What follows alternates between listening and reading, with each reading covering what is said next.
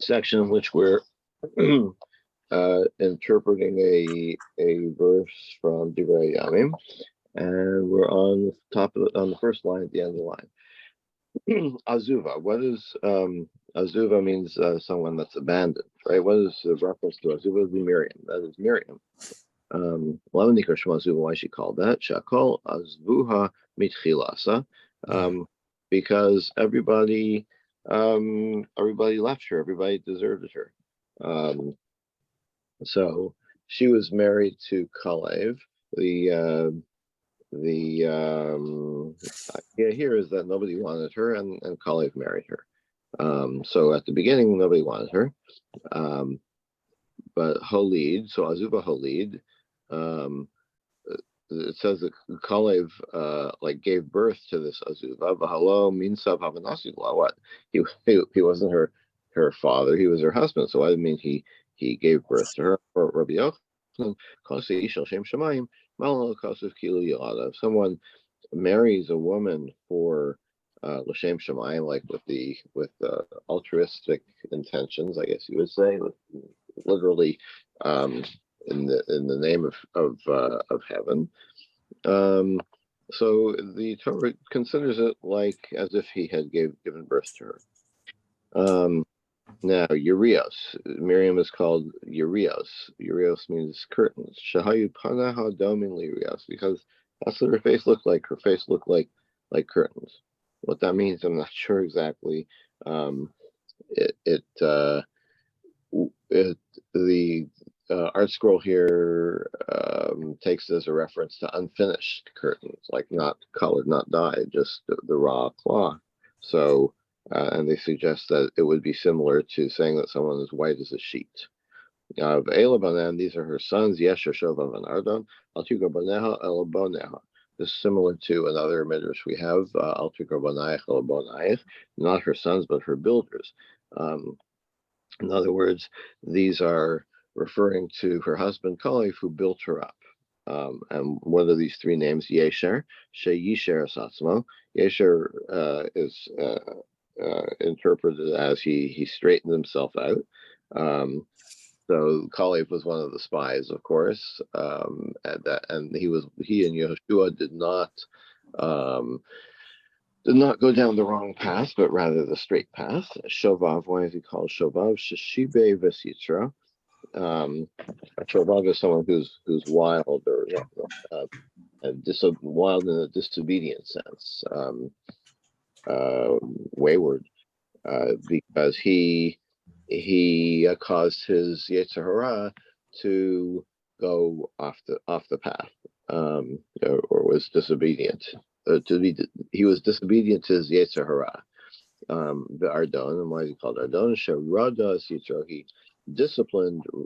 Larod is to discipline his Yetzer Hara. V'ganamrei I'll show you panav domin levered. Maybe Ardon refers to, is similar to the word rose, vered.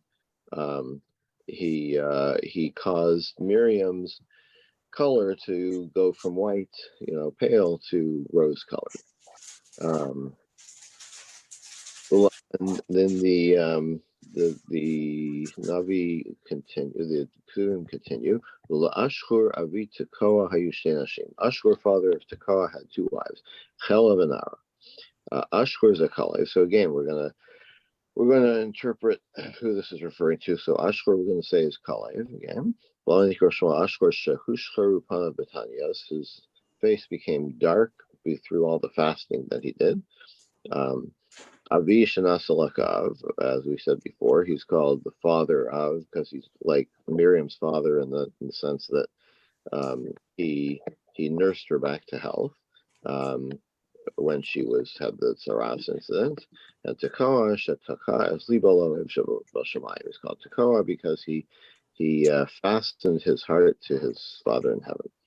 Hayushte Nashim, he had two wives. Doesn't mean he had two wives. It means Nasa Miriam Kishte Nashim. Miriam was like two wives to him, Chalav and Ara. And these two personalities of Miriam are referred to as Chalav and Ara. Lo Chalav and Ara Havai, not that she was the same person. First, she was Chela, like Chola. She was sick, and Nara. Then she became like a young girl. So in other words, she was completely healed and looked like regained her youth. We're going to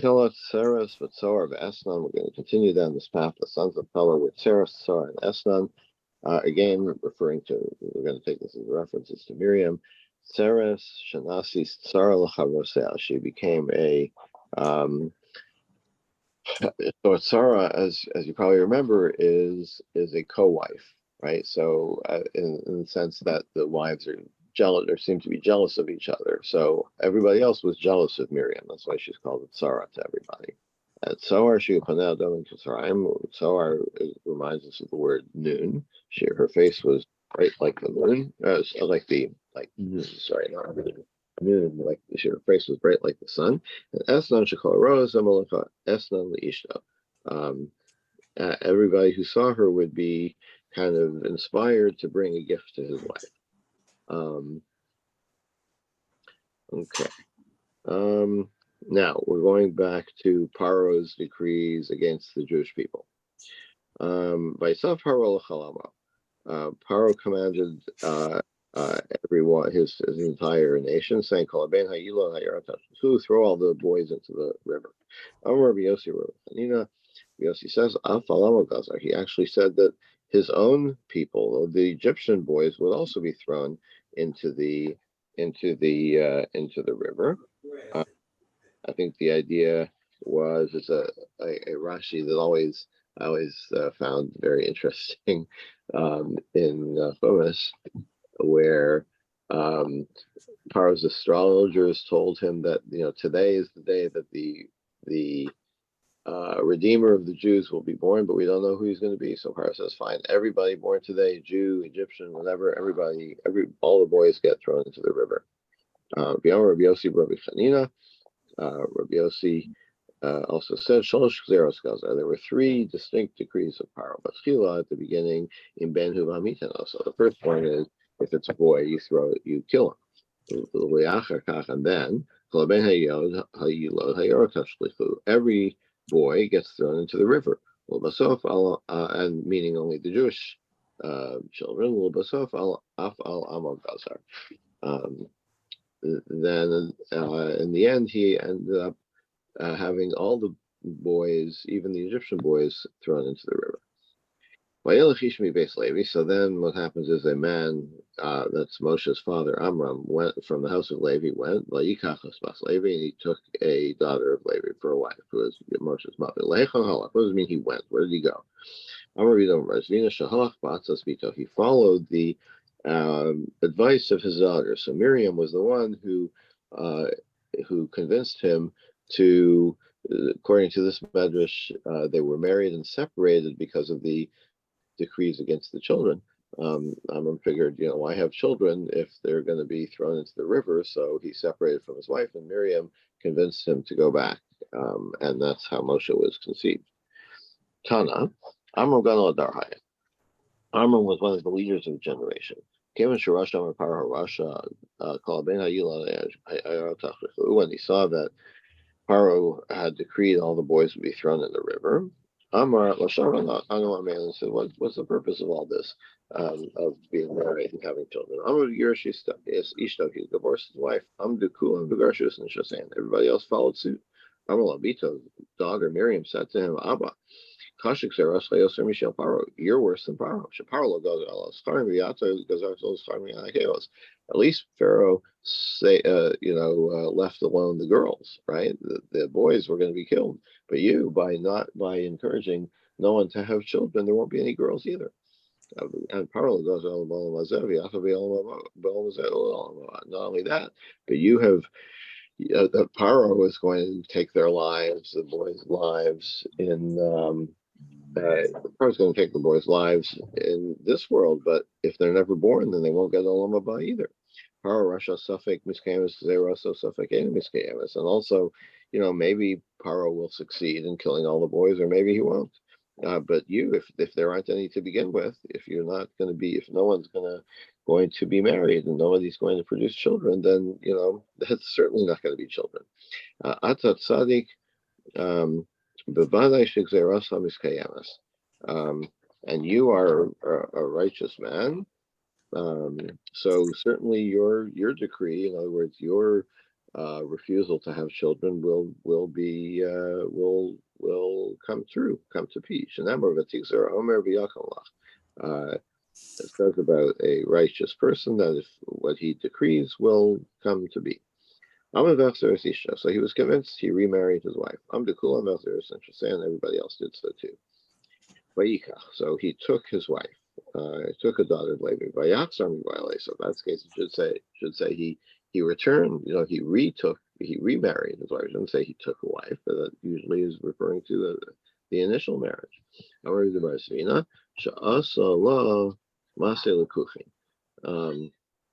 He made a proper marriage, a proper wedding. Sometimes you see lavish first weddings. Second weddings are sometimes not as well, not as lavish. So no, he did it the right way the second time as well. Shiva Papirion, he put her in this kind of a chair. The Aaron, Miriam, the children that she had already were dancing. About this, the angel said, this is a verse from Hallel. You probably recall, the mother of the children is happy. So he took, going back to the pasuk, he took Bas Levi, a daughter of Levi. After Bas now, she was already 130 years old according to the chronology at this time. So what you're calling her the daughter of Levi, it indicates a youth. Tiamarami Bar Chama, how do I know she was 130 years old? 130 years old.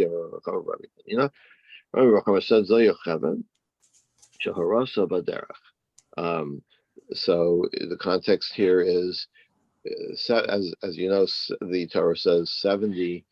Yaakov came to Egypt with 70 people with his family, but it lists them all, only 69. So who is number 70? So Yocheved was she was conceived on the way, and she was born as they entered Egypt. Shenemar Shayolda also Levi Mitzrayim, as it says in one of the chronologies that Amram married Yocheved, who was born to Levi in Egypt. She was born in Egypt, but she wasn't conceived in Egypt. So anyway, where do you get the 130 years? Because Moshe was 80 years old at Yetzias Mitzrayim. And from another midrashic calculate, or not midrashic, but another calculation of the chronology in the Torah, you get that they were actually in Egypt from the time Yaakov came to Egypt to the time they left Egypt was 210 years. So if Yocheved was born at their entry to Egypt, and Moshe was 80 when they left, that means Yocheved was 130 when Moshe was born. It beats Sarah Mene. So anyway, so the question is, why is she called Bas Levi? Why is she called, a daughter of Levi? Which, technically it's correct, but the Gemara takes it as indicating a youthful person. Because even though she was 130 years old, she had kind of a rejuvenation. She appeared to be younger, and of course, she bore a child, so that in itself indicates someone younger than 130 years old. So she gave birth.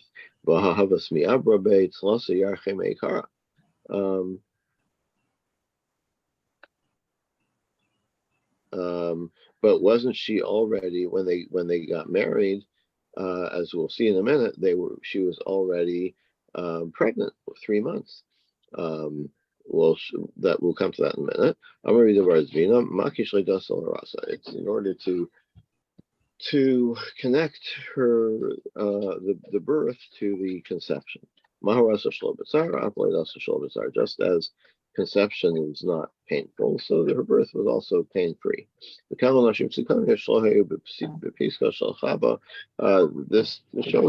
tells us that righteous women don't have the what we call the curse that was given to Chava, that the Etzef told Ibanim that they would have pain and childbirth.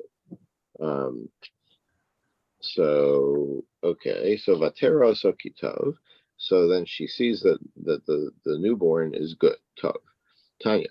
Bryce or Mera says Tov Shemo. That's the name they gave him. Vatera so Kitov. He was Tov. He was called Tov. Rabbi Yehuda Omer Tovia Shemo. This, by the way, is, one always wonders, like, um, is Moses and Moses, is that an Egyptian name? Is it a Hebrew name? So here the Gemara is saying that his birth name, the name he was given at birth, was Tovia or Tov or Tovia. Nehemiah Omer Hagun Linavius. No, Nehemiah says not that his name was Tov, that he was good in the sense that he was worthy of being a prophet, even from birth. Others say no, Shomal. He was. What it means, she saw that he was good. He was born circumcised. Rabbis say that how did she know he was good? Because when he was born, there was a light. The whole house was filled with light. And how do I know that? The verse says here that she saw that he was good. And in the creation story, it's written by Elohim Kitov. God saw the light, that it was good. So light and Tov, good, are connected. So that's the idea that Moshe was seen as Tov because the house filled with light. So she hid him for 3 months. How did she manage to hide him for 3 months? Well, assuming that most what's the word for how long a woman is pregnant? The incubation period, whatever. Most pregnancies are 9 months.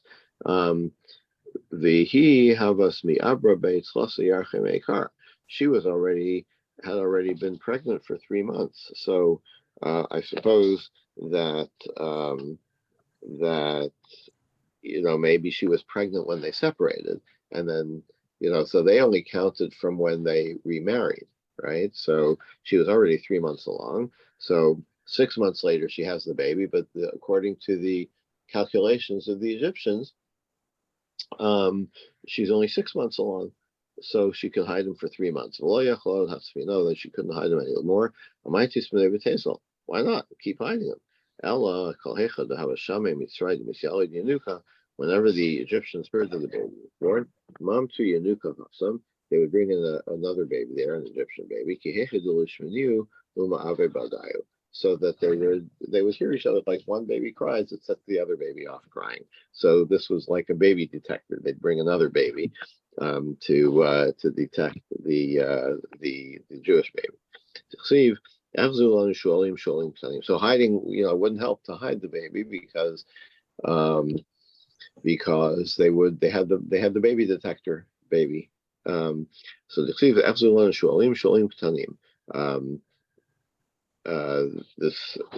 verse from Shir Hashirim get for us some foxes, small foxes that destroy the vineyards which have just started to blossom. So you can see the illusion there that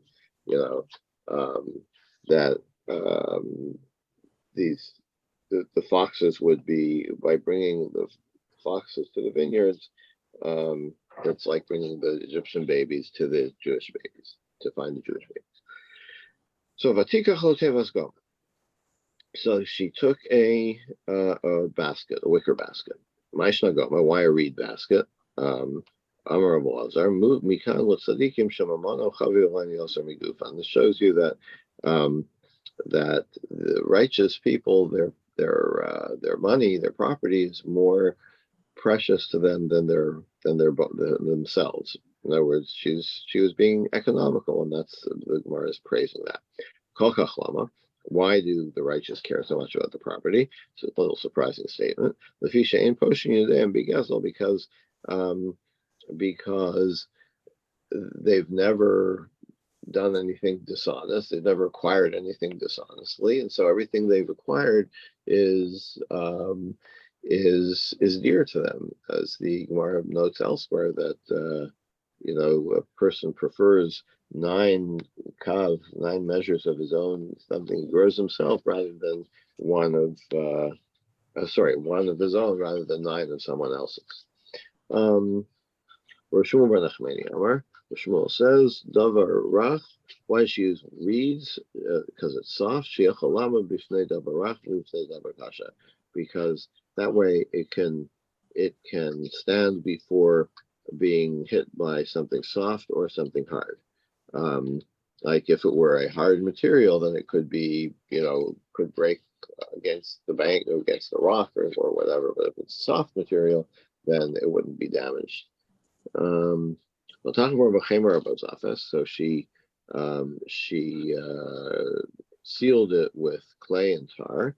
Tana, we have a brisa. Chemer b'fnim is definitely includes. Why clay and tar? Clay on the inside and tar on the outside. Because the tar doesn't smell so good, right? So let Moshe not have to smell the tar that it was clay on the inside. So she put the boy into it and put it on the suf.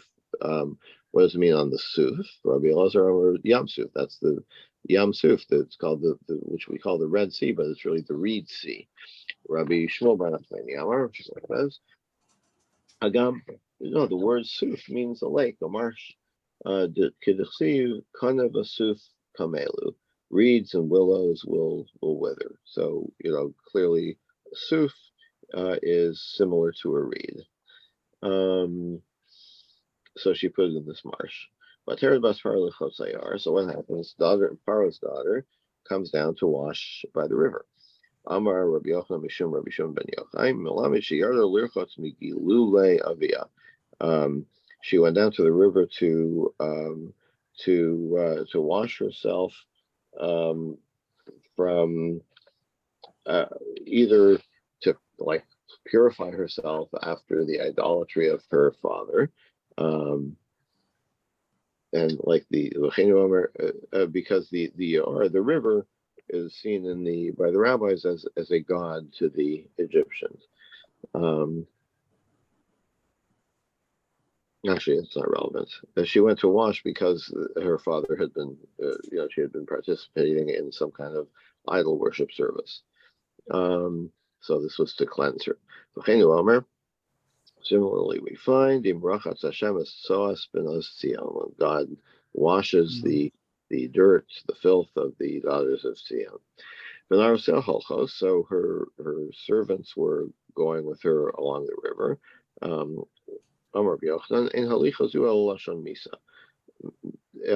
They were walking. They were going with her, meaning they were getting closer to death.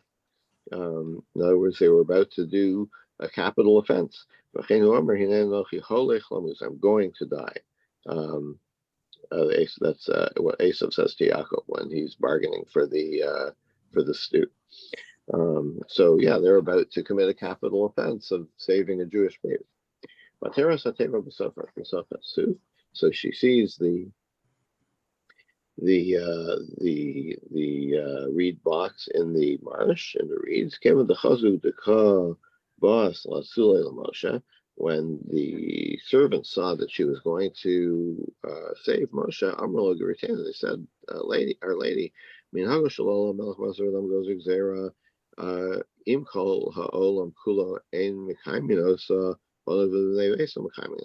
you're the daughter of the king. The king makes a decree. Okay, so maybe people won't listen to it, but you're his family. You're like his daughter. Even you're gonna break this rule. Well, Gabriel came and knocked them over. So she stretched out her, literally means her arm, Amma, and got the basket. But Amma also is the word for a servant. Rabbi Nechemia. One says it means her arm. It means she sent someone. She sent one of her maids to get the basket. That's the literal meaning of the word, her arm. It didn't have to. It's an odd word to use to send. When you reach for something, usually the term is matishlachas yada. She sent her hand. So by using the word arm, maybe it doesn't mean art. Maybe it means Amma in the sense of a maidservant. Then you just say that Gabriel came and knocked over all of her maids. So who's left to get the basket? So the Shire, okay, so he left one because he needed an instrument to get the baby. The Lavrucha de Basmalka will make a muchuda. And also, I mean, she's still a princess. Even Gabriel recognized that she's a princess. She needs at least one attendant with her. So if you think that Amasa means her hand, why doesn't it say hand? Why does it use this unusual term? Hakamashman, the Ishtarbav Ishtarbuve. It teaches you that it wasn't like an ordinary hand. In order to reach the basket, her hand had to miraculously stretch, like the guy from the Fantastic Four. Her arm stretched out beyond its normal length.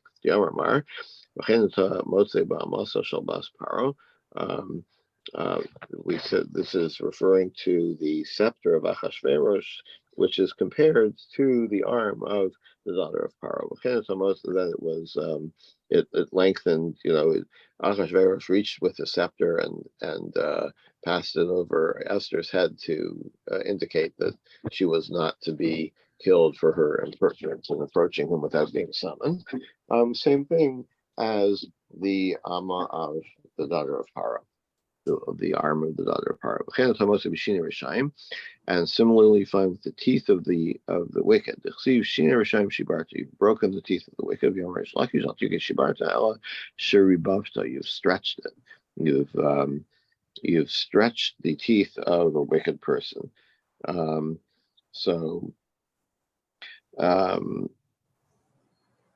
So this is a very fanciful medrash. It refers to a very fanciful medrash about Og Melech Habasha. He was going to destroy the Jewish people with a mountain, and there were, how did it go? The mountain ended up becoming like a ring around his neck, and his teeth grew so long that he couldn't remove it. It was a very, very odd, very fanciful medrash, but the idea that his teeth grew to keep this thing around his neck so he couldn't use it as a weapon against the Jewish people. So Vatiftach Vatira was the Yelad. So she opens the box and there's the boy. Vatera Mubaile. It should say it says Vatir Ehu. She saw him. It should say she saw the. It wouldn't say she saw him, the boy. She saw the boy. So what's the extra him? Vatir Ehu.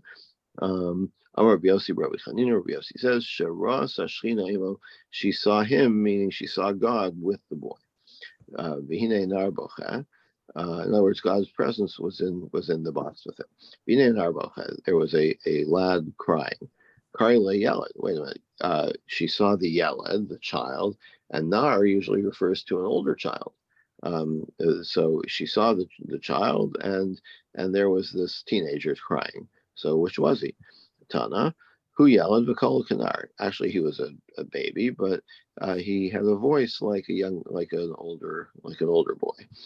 Rabbi Nechemia said in Cain, Asiso Moshe Rabbeinu Balmum.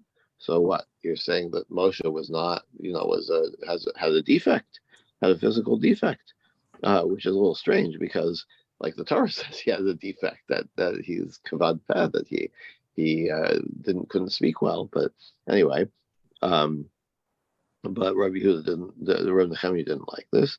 Elam Malamed, Rabbi Nechemia's interpretation is solo ima chupas neurim bateva. His mother made him a chuppah, like a wedding canopy, for in the basket. Amar, she said, Shemalo eskelu chupaso. Like, I might not be around to see his wedding, so I'm going to make his chuppah right now. So that's the reference to, he was indeed an infant, but he was being treated as a young man ready to get married. So the daughter of Paro took pity on him. And then she said, "This is a child of one of the Hebrews. Minayada, how did she know? Because she thought he was circumcised. Okay, that makes sense. Mialde Ivrim Zeh. This one is one of the Jewish boys. What does it mean, Zeh? What is that reference to? Rabbi Yochanan. She was unconsciously prophesying Zenofil Ve'inacher Nofel. This one, this is the last one that's being put into the river. Like this one's in the river, and that there's no more will be put into the river after him. Daniel Lazar, my desivachi yomru aleichem dirshu al haovos v'al hayidonim. What is what's the meaning of this verse from Yeshayahu, that if necromancers say to you, or if your oppressors say to you, go, ask the necromancers and diviners, those who chirp and make noises, means they chirp, like they see the future, but they don't realize what they're seeing. Magim magim. They vocalize things, but they don't realize what they're saying. So in other words, referring to kind of these, supernatural diviners and so on. They say cryptic things that they don't even realize themselves what they mean. So what is this? Like, what are we getting at? When they saw that the Redeemer of the Jewish people would be beaten by water.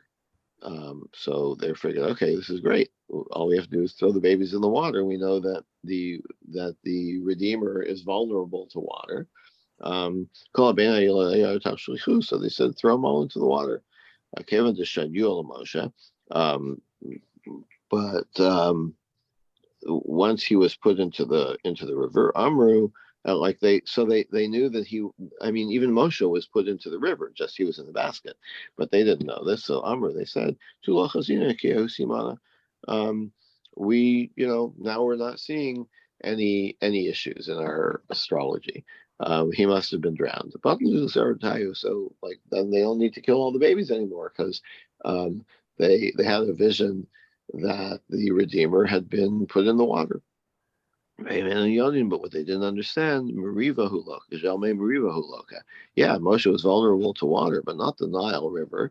His downfall was the waters where he hit the rock instead of speaking to the rock. That was his downfall, where the water came out of the rock. What does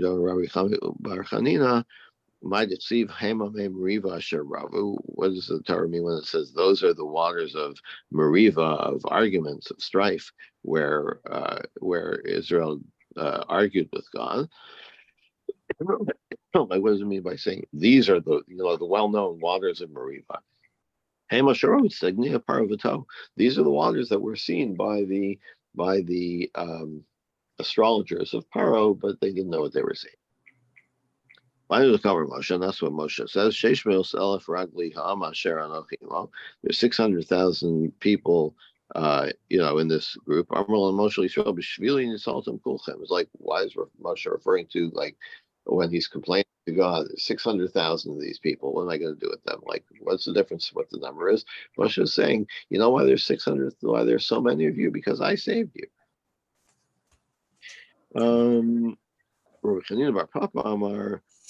Going back to Mialdeha Ivrim Zev, this one is from the Hebrews.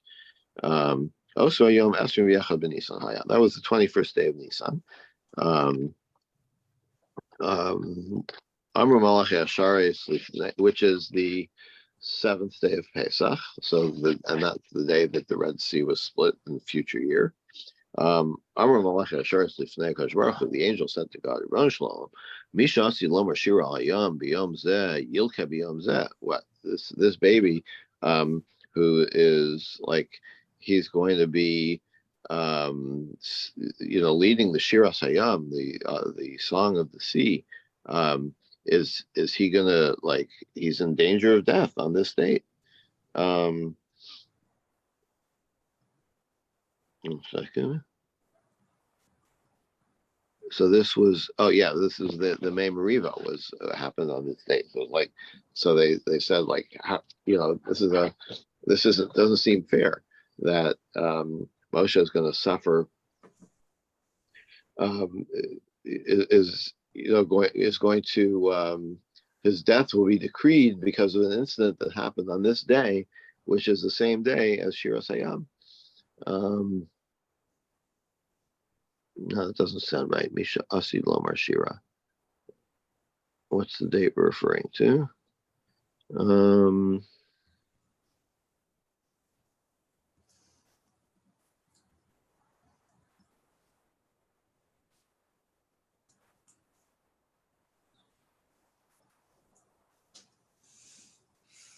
Yeah, it's the date that, sorry, I said that wrong. The date, we're referring to is the date of that he was put in the river. So it's like the angel said, here's someone with potential to do a great thing on this date in the future, the Shiras Hayam. So, it doesn't seem right that he should die on this date in the Nile. Ravacha Barchanina Amar also Yom Shisha B'Sivan Haya. No, it was the 6th of Sivan that he was put in the river. And our Malach Yeshar Tzlei Kosh Baruch Hu Moshel Misha Asu L'Chabotar Me'ar Sinai B'Yom Zeh Yilcha B'Yom Zeh. No, this baby can't die today because he's going to be the baby that he is worthy of being the one that receives the Torah on the 6th of Sivan. So B'Shalom Al Yom B'Shisha B'Sivan Mashkachus Lot Tzlasi Yarche. Okay, now we're going back to the 3-month thing. He was hidden for 3 months. So that's all fine. If he was placed in the water on the 6th of Sivan, then there could be 3 months between his birth and the day that he was put in the river. Diamar, because we have another source. Beshiva B'Adar Meis. This is well known that he was Moshe Rabbeinu died on the 7th of Adar. Beshiva B'Adar Nolad, and so he was born on the 7th of Adar as well. So Mishiva Badar Shisha B'Sivan Tlasayarche. So it makes sense. He was hidden for 3 months from Adar 7th to 6th of Sivan. There's your 3 months. But if he was born on the 7th of Adar, the 21st of Nisan is only 1 month away. So what about this idea that he was hidden for 3 months? Should more answers. First of all, there were 2 Adars that year. Okay, so there you have, right, 2 months and a week, or 2 months and 2 weeks. So Rubo, John, so but we haven't gotten the commandment to declare months yet. Yeah, you're being too picky. And Chodesh Hazelach Rosh Chodeshim comes later, right? But okay, touche. So you have Rubo Shel Rishon, so you have most of the first month, and then 2 weeks in Adar between the 7th and the 14th. That's a little more than almost half the month. So you could kind of stretch it to say it's half the month. Rubo Shel Achron. No, so it's 21 days left in Adar. And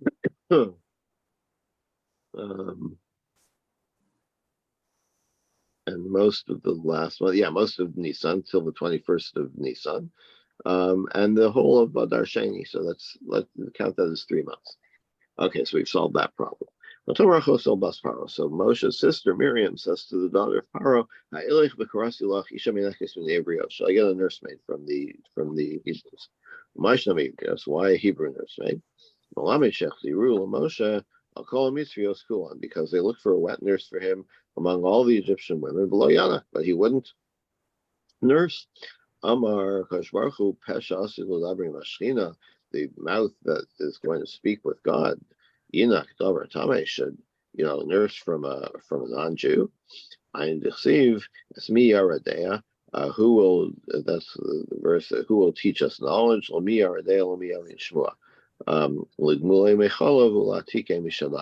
The verse continues, those who are weaned from milk and removed from the breast. So, an allusion to God taught the knowledge of the Torah to someone, Moshe, who, as it were, weaned himself from non-Jewish milk. Okay. So Parazal just said to Miriam, go ahead. And she went to find, and she got her mother. She went, the young woman went, right? So she was just a young girl. She was only 5 years old or something. So she went, with the energy of a teenager. Rav Shmuel ben Achmeni Amar, Alma Shahalima Estevarel. She's called an Alma, which usually means a young woman, because it's an allusion to Halima. She was like hiding something. She didn't mention that, the woman that she's getting is actually Moshe's mother. So Parazar says to Moshe's mother, take this child.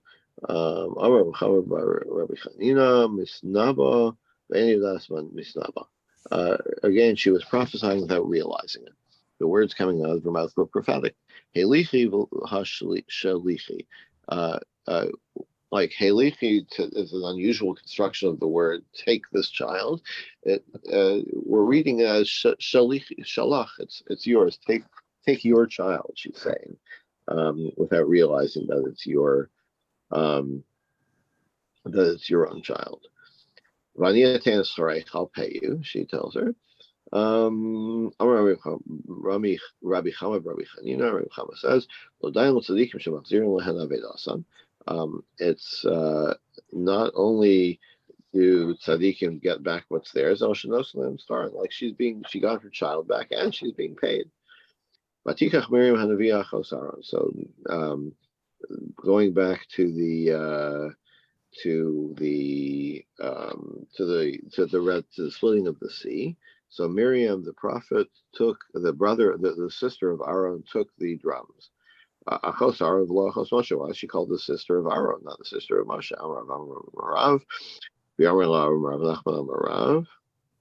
Either Rav Amram or Rav Nachman said this. She was already, like when she was still just the sister of Aaron, and Moshe hadn't been born yet. She was already prophesizing. And she would said, my mother is going to give birth to the Redeemer of the people, which is obviously prophetic. When Moshe was born, the house was filled with light when Moshe was born. So her father kissed her. He said, my daughter, yes, your prophecy is coming true. But when they threw him into the river, so then she got hit by her father. Like, yeah, big talker. Where's your prophecy now? As Edward G. Robertson might say, where's your prophecy now? Where is your prophecy? Behind the chsiv, that's how, as it says, his sister stood from afar to know what was going to become. Why was she so interested? Because she's involved now, right? It's her prophecy that's on the line. So she wanted to see how it was going to play out. And we will stop here for today. That was a mouthful. Thank you. Yeah, thank you all. Got a big day. I hope we can get through it. Have a good day, everybody. Yes, you too.